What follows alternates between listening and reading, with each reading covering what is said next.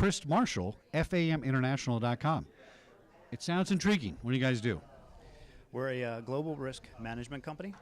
We work with corporations and clients globally, obviously, with executive protection, risk management. We have a GSOC that supports aviation. We also have a plethora of areas that we touch in, especially given recently the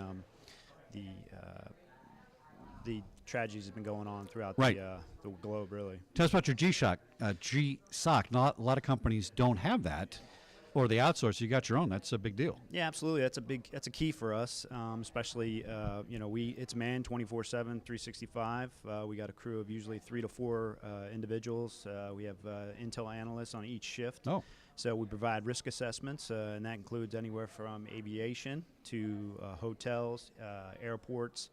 General assessments for EP teams. So when we work through corporate security entities of large corporations, they reach out to us, say, hey, we need a dump, right. an intel dump on this is our trip, this is what we're doing, and we provide that information. And most of the times that leads to us providing travel security transport for them, augmenting their EP teams, augmenting their travel security services. And a lot of people forget about, but we also work with a lot of aviation departments as well. So that's a big thing for us because everybody always worries about the boss. But when the boss is away, the EP team, the security guys, they're gone. That's right. His ride's still sitting there. Right. So we provide security for the ride as well on the aviation side, as well as secure transport most of the time, depending on the area, for the aviation crew. Now, you got this certain bearing, I got to tell you, right? Yeah. I'm thinking ex-military. Former Marine, See, right? So I could tell, once Sean. a Marine, always a Marine. I don't look like a cop like I used to anymore. Getting a little long in the beard there, but mostly that's what your personnel consisted of, is ex-military people? Yeah, more most of. We dip into quite a variety of subcontractors that we utilize, right, globally. You have to, so that, sure. And that stays nimble. So we have guys that are facilitators. We put them with the right client. We have guys that are, for that job, they're a security trained driver. They've been through courses like VDI, Tony Scotter, all the other things. Yeah, been through EPI and whatnot. We do pull from that realm because, they have that presence. They're not overbearing, but they get the job done. Right. And, so this is a lot of logistics, right? A facilitator. What a great word. Tell me what a facilitator does. Gets the job done on what a particular task, I assume. Oh, absolutely. I mean, the facilitation for our clients is number one, is key thing. And our GSOC is, our back office support is huge. And I think that's what sets us apart from a lot of the other global companies that provide the same services, is that we stand behind everything we do, but we have the back offices constantly supporting. And we only move as fast as our back office can support us. So that we know that, and that's our model, and we continue to move forward in trying times. Obviously, things have been growing for us across the board.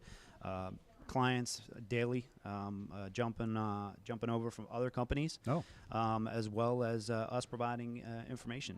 Recently, we've had a lot of requests for, even though a large Fortune 50 company might have a GSOC or fusion center, and they may use larger corporations to provide them with intel, they still come to us because we provide that specific that's directly to them. So instead of them getting a stack of paper like, here's the intel dump for the area, we're providing direct information for that client or that specific job. Or medical support, I assume, too? I mean, if you have an executive that has a medical condition, they travel with them and all that kind of stuff? Absolutely. I mean, we provide medical support. We have trained guys that make sure, and that's one thing, again, our back office support. We have guys that submit all their resumes, they submit all their certifications. We have an in-house database which we populate, and believe it or not, it sends an email out to them and say, hey, 30 days, you won't be able to work for us if this isn't up on target. You know what I mean? Because we want to make sure that we're giving the duty of care and the best information we can for our client and, reduce liability. So give me an idea of the type of client you guys are taken care of. So the variety of clients is really, anything from private families to corporate security departments and aviation departments. I mean, there's some aviation departments we work with, that we don't work for the corporate security side. But eventually, they're like, well, we're using these guys, and we're providing so much information for them and, in a timely manner, and it's it's just they just love it, right? So I mean, we build a relationship. I think that's the key thing. That's the most important part, right? And we don't hound them for information. We don't hound them for jobs. I mean, they come to us. Usually, the biggest thing for us is, we attend the MBA as well. So we get a lot of information and push out towards the aviation department as well. So they look for us for support, and that's what we're there for. Sounds like they use you for redundancy, too.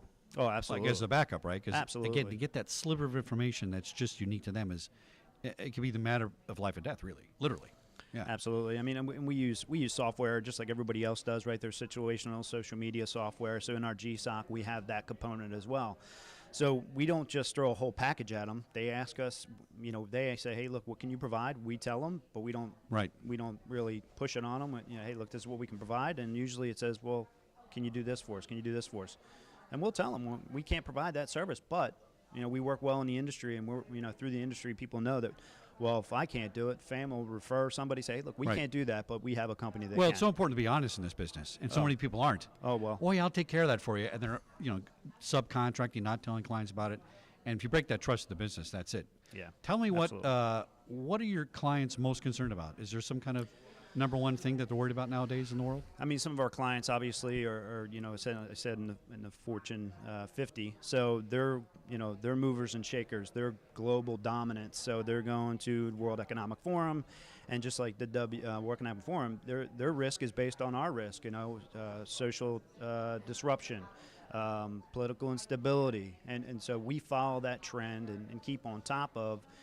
What can we provide our client to be, have a safe and secure trip, and that provides us, I think, with a leg up, and we don't push it down their throat so much, but we just let it come to us. Well, I think it's good it's a performance thing. To have a team, right? So you make a team decision based on not alarming the client. Just here's the facts, and let's make a decision. And you know what? The client's always right at the end, even if it's not safe. And then you got to.